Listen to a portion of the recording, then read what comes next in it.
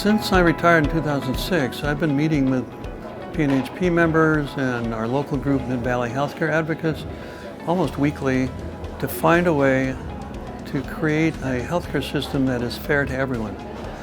It's not going to just require the wealthy to give up money so the poor people can have healthcare. In fact, our Medicaid system, as good as it is deeply flawed in that there's a fiscal cliff.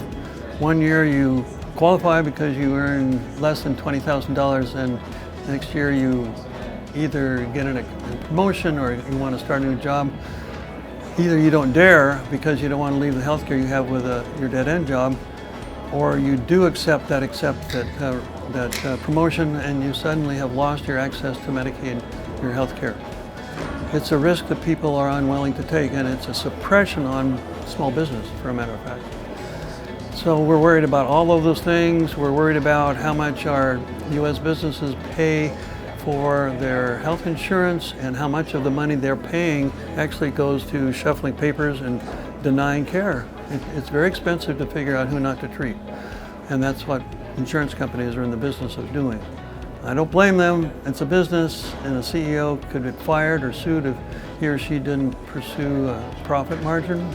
It's just that they're in the wrong business if we want health care for everybody. The states may be the way that we get to a universal healthcare system. Certainly Canada did it province by province back in the 1960s and 70s. They faced lower opposition than we're facing now because of the establishment that's so strong. But also Congress is really stuck in the mud. And we're still working at the congressional level. And in fact, the paper I was handing out today announced a bill that was introduced by Representative Ro-Khanna from California that would allow states, or make it easier for states, to create their own universal healthcare systems. And that bill would create waivers so that states would not be hampered by ERISA restrictions. That's the employee retirement insurance bill that was passed in 1974 with very good reasons, because they wanted to protect retirees, but it will interfere with states wanting to have everybody in one program.